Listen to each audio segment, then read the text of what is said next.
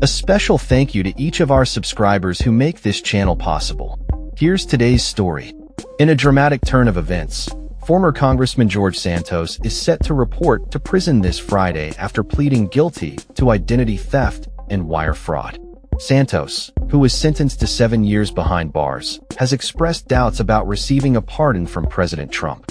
In an interview with Politico, Santos stated, "I don't think he can. He's in a position where he needs to put the country ahead of one man, and that's just a fact." The 37-year-old politician, who became the most conservative member of his freshman class in Congress, has faced a series of controversies that ultimately led to his expulsion from the chamber within a year of taking office. Santos's legal troubles began to mount shortly after he was elected in November 2022, with allegations surfacing about his personal life and past criminal activities. Despite his initial rise in politics, the weight of these accusations proved too much for him to bear. In April, Santos made a heartfelt plea to President Trump for a pardon, claiming that his sentencing was politically influenced. He wrote, "This is the hardest statement I have ever written.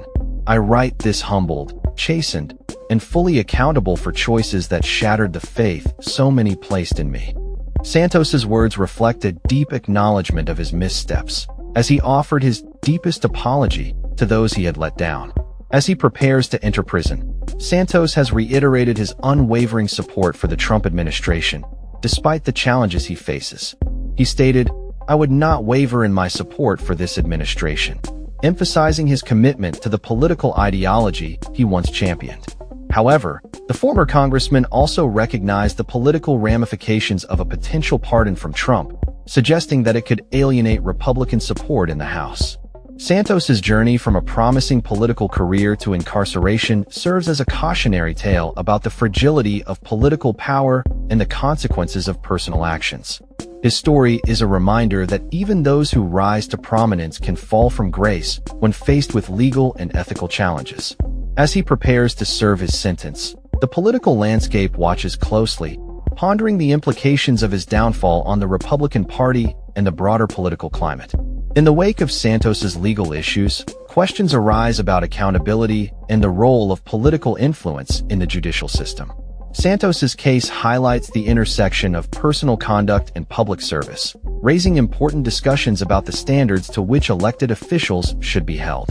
As Santos embarks on this new chapter of his life, the political world is left to speculate about his future and the potential impact of his actions on the Republican Party. Will his story serve as a warning to others in politics, or will it be seen as a mere footnote in the ever-evolving landscape of American governance? Only time will tell. For now, Santos's journey serves as a stark reminder of the personal and political consequences that can arise from a single misstep in the public eye.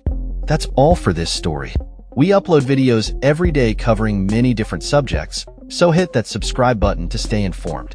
Thanks for watching.